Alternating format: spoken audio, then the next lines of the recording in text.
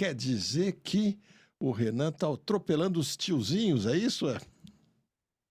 Fala Boa aí, tarde, Renato. pessoal. Boa tarde, Ana, Diogão, pessoal que nos assiste. Pois é, mas assim, para a gente não é surpreendente porque a gente está trabalhando para isso, né? Então, mas fico bastante contente com o resultado, que também vem sendo demonstrado em outras pesquisas, né? Ontem saiu uma pesquisa também em Nexus BTG, que o Renan foi o que mais cresceu nas pesquisas, tinha ido de 2 para 4 e na Atlas aí, em um cenário 5,8, outro cenário 5,3. Eu acho que a gente está num momento aí de crescimento e de estagnação dos outros pré-candidatos. Então, bastante contente com isso. Renato, eu acho que o mais legal da gente discutir a respeito desses resultados é um pouquinho da forma como essa pré-campanha do Renan tem sido construída. Essa presença intensa dele nas redes sociais e da missão como um todo. Porque, assim, eu vejo vocês, não só porque são meus amigos, mas são extremamente ativos e eu acho que isso cria um público muito fiel. É interessante a gente notar como o perfil do eleitor está mudando também, né? Tem alguns pontos, né? Eu acho que isso foi demonstrado também na pesquisa do mês passado, também da Atlas Intel, que fizeram uma pesquisa de preferência partidária e a missão estava em quarto lugar, atrás de PT, PL, PSOL, missão e bem à frente do Partido Novo, né?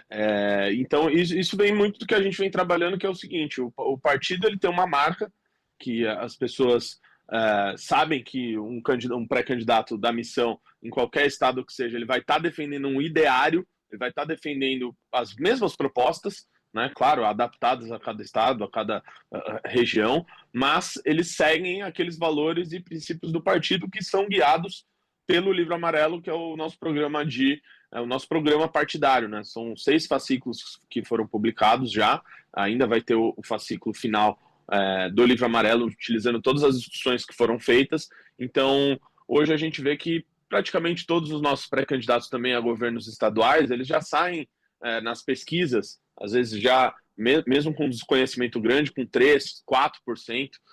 Saiu uma pesquisa agora em Minas Gerais com o nosso pré-candidato Ben Mendes, pontuando 6%, à frente do atual governador de Minas Gerais.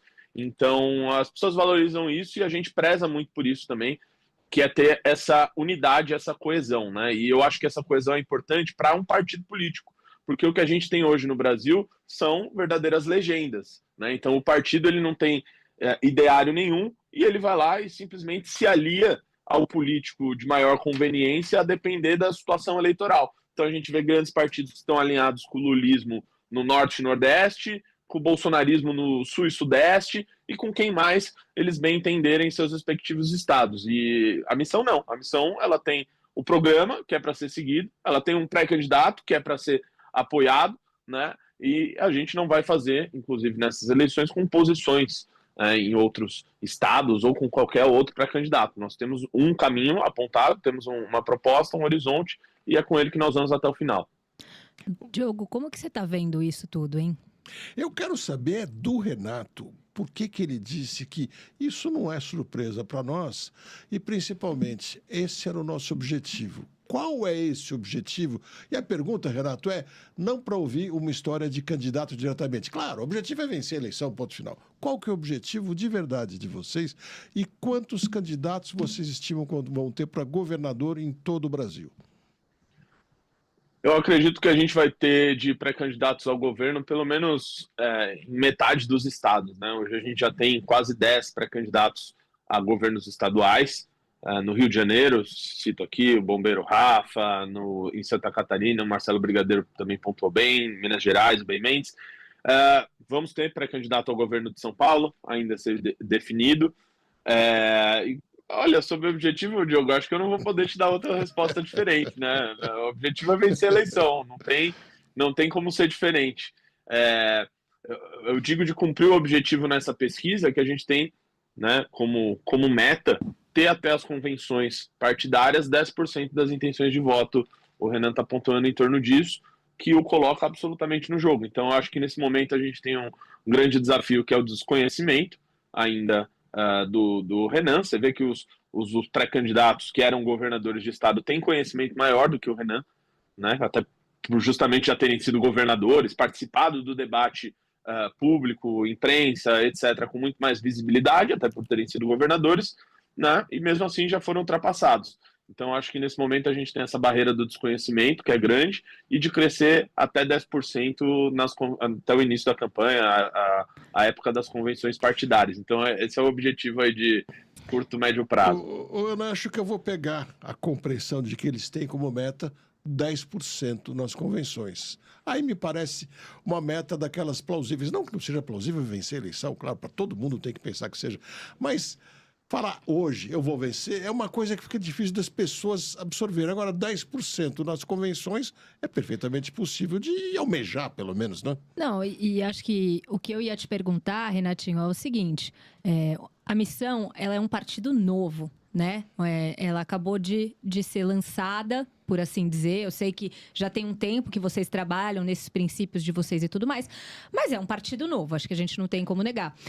Seria também um caminho de consolidação para uma eventual eleição em 2030? E aí eu já vou te colocar numa saia justa, porque tem gente aqui na audiência perguntando quem a Missão vai apoiar no segundo turno se não chegar lá.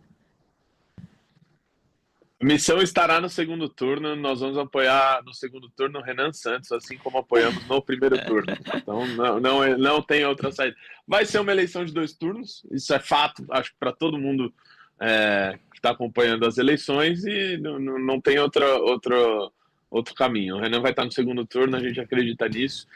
Quando a gente falava isso em novembro do ano passado, e o Renan tinha 1% nas pesquisas, nós éramos taxados de louco. Continuamos ainda sendo taxados de louco quando fala isso, mas menos do que era em novembro. A Missão tem 5 meses desde a oficialização no Tribunal Superior Eleitoral. Então, assim, as pessoas vão vendo o crescimento e até vai chegar um momento que, por isso que eu digo até os 10% até as eleições, né, até a época das convenções, porque a partir de lá já não vai ser mais algo distante para algumas pessoas. A gente já vai estar definitivamente no jogo, né?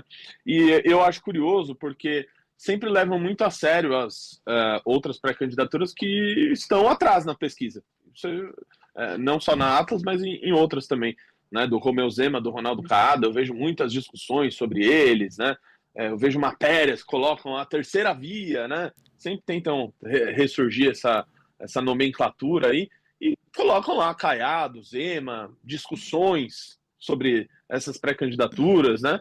Que, do meu ponto de vista, não significam nada de diferente, né? São pré-candidaturas hoje alinhadas ao discurso bolsonarista, né?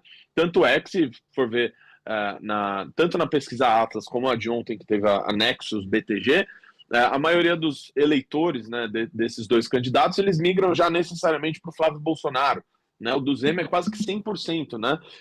E recentemente ele teve várias polêmicas aí, muitas pessoas imaginaram que ele poderia até crescer nas pesquisas, só que eu acho que ele está fazendo uma validação ali perante o eleitorado do Flávio Bolsonaro, do qual ele pretende ser vice, né? Então, o que essas candidaturas significam, além de um acessório, de uma linha auxiliar do projeto do Flávio Bolsonaro, da família Bolsonaro? Então, eu acho que as pessoas já estão vendo isso, e justamente por isso o Renan cresce e ultrapassa esses caras, porque ele é, de fato, algo diferente desses 2 projetos, tanto do lulismo quanto do bolsonarismo. Ô, Renan, se você Renan, fez não, esse é o Renato. Já estou achando que eu vou ganhar. Renato, me desculpa. Renato, você fez um comentário que acho que é bastante pertinente. Você disse que a mídia tradicional tem falado mais dos... Mas eu acho que eu tenho explicação para isso. Grande parte dos decisores dessa mídia tradicional é gente 40 a mais, 50 a mais, especialmente quem toma as decisões. E vocês estão com muita força nos jovens, de 30 para menos. E falando muito nas redes sociais. E o que eu vejo, tipo, amigos meus, grande parte deles não sabe quem é a Missão e não sabe do Renan Santos. Não é que é 1 ou 2, é uma parcela que eu diria que talvez chegue a metade deles. Será que não está faltando agora ou precisando que vocês consigam buscar uma comunicação além da rede social? Sim, isso tem algumas dificuldades bem grandes, né? Porque, por exemplo, os governadores, né? Vou chamar assim, o Zema e o Caiado, eles têm milhões de reais nos seus respectivos partidos para, né, fazerem campanha. Eles estiveram à frente de 2 máquinas muito grandes, né, com gastos de publicidade nas casas de dezenas, centenas de milhões de reais ao longo de todos esses anos, né, com uma cobertura da imprensa, o que é super justo, uma vez que eram governadores. Então, eles tiveram muito daquilo que é chamado de estrutura que nós não temos. Então, a gente tem que lidar com as ferramentas que a gente tem disponível. Inclusive, se olhar na pesquisa Atlas, o Renan ele cresceu bastante. Antes a gente briga pela liderança ali nos 16 a 25 anos, e agora o Renan cresceu bastante de 25 a 34 anos. Né? Claro que quando vai aumentando a faixa etária, ele vai diminuindo, mas é um ponto que é o seguinte: na eleição do Arthur Duval para prefeito de São Paulo, o diagnóstico era o mesmo. Ele tinha uma porcentagem muito alta entre os mais jovens e entre os mais velhos nem tanto. Só que foi chegando mais perto da eleição, e o que aconteceu? Qual que foi o efeito que fez com que ele tivesse 10% dos votos? E isso não estava sendo captado nas pesquisas. Eu lembro muito bem, uma semana antes, a pesquisa do Ibope colocou ele com 1% atrás da candidata do PSTU, que estava com 2%. No final das contas, ele teve mais de 500 mil de votos, teve 10% dos votos, e a candidata do PSTU não teve nem 0,5%. Né? Então, o que foi esse efeito? Foi dos jovens, né, do pessoal mais novo, falar para os seus pais, falar para os seus avós, às vésperas da eleição, eles como pessoas mais politicamente ativas, olhar para os familiares e convencer as pessoas de que sobre o candidato delas. E eu acho que esse efeito vai acontecer. Quanto mais o tempo vai passando, esse jovem que hoje está ultra engajado na política, nas redes sociais, ele vai fazer esse trabalho de passar a mensagem, né, do Renan, da missão, para os seus parentes, para os seus pais, para os seus avós.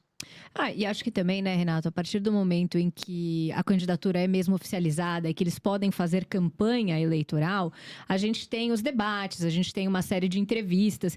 E aí, o Renan, sendo um candidato que está crescendo, também vai fazer parte desse tipo de entrevista e evento. E isso pode levar a um conhecimento maior dele por essa parcela que ainda busca entender quem são os seus candidatos nas mídias tradicionais. Eu acho que faz total sentido isso que você está falando. E tem uma outra questão, vou colocar mais uma pimentinha na nossa conversa. E quem está aqui no chat com a gente, por favor, não esqueçam de comentar, porque se tiver pergunta para o Renato, a gente vai comentando, a gente vai construindo aqui tudo junto, e já deixa o like também, hein? Mas é o seguinte, a desaprovação do presidente Lula entre jovens de 16 a 24 anos superou 70%. Então, veja, todo aquele discurso de direitos humanos, de vamos ser quem a gente quer ser, que, na verdade, a gente tem questionado muito, porque na prática nada disso aconteceu no governo Lula, mas isso está sendo refletido nas pesquisas, porque é uma desaprovação expressiva. Para lá de expressiva, me parece, lembrando bem, 70% entre os mais jovens, né? O que para mim deixa claro uma coisa: essa era lulopetista está acabando. Pode até ser que ele se reeleja. Eu vejo muitas dificuldades, mas até pode ser. Mas se ele se reeleger, tende a ser a última, porque esses jovens estão chegando, eles vão ser mais daqui a um tempo, e mais novos jovens vão chegar, e muito provavelmente com uma mentalidade muito parecida, ou mais radical ainda, podemos dizer, radical no sentido de contra esse sistema que está aí. Eu acho que tudo isso tende a mostrar que era Lula está no fim. Eu acho que os jovens, eles são mais antenados. Aí a gente tem um fator de que as informações hoje viajam numa velocidade que a gente nunca viu antes. Então fica muito mais difícil para um político tradicional, por assim dizer, enganar o seu eleitorado, porque as notícias voam. E eu acho que tudo que a gente tem visto a respeito de promessas não cumpridas, de resultados mesmo, acabam de alguma forma gerando essa frustração no eleitor que acreditou em 2022, que o Lula seria a solução de grande parte dos problemas. Como é que você vê isso, Renato? Eu concordo com esse diagnóstico, né? As pessoas viram que a vida delas não melhorou, né, nesses últimos anos aí. O Lula dizia muito, né, na eleição de 2022 que ia fazer um grande arco, né, que estava combatendo o fascismo e etc. Sempre esses inimigos meio quase que imaginários, né, que o petismo e as esquerdas sempre trazem, e que era algo muito deletério ao país e que ia ter uma grande mudança, e não teve essa grande mudança, né? economicamente, o Brasil sempre está, se olhar aí os últimos 15, 20 anos, caminhando de lado, né? Caminhando de lado, sem grandes horizontes, né? Esse jovem olha hoje o cenário econômico brasileiro, ele não vê uma esperança, né? Ele não vê um grande motivo assim que vai mudar a vida dele, que ele vai poder alcançar aquilo que ele almeja. Ele não vê isso, né? Então ele está, primeiro, bastante desiludido da política, bastante desiludido da classe política tentando, né, participar ali, se comunicar com ele até via rede social, sempre acaba sendo um negócio que é visto como artificial, falso, né? Então ele começa a buscar alternativas diferentes, né? E, enfim, eu acho que a missão representa isso, justamente por isso tem crescido nesse eleitorado. Não à toa, o governo atual tem regredido bastante aí nessa faixa. Se você gostou do vídeo, se inscreve no canal para não perder nenhum corte e ficar por dentro de tudo o que acontece na política. Deixa o like porque isso ajuda muito o canal a crescer. Ativa o sininho para receber os próximos vídeos e compartilha com alguém que precisa ver isso.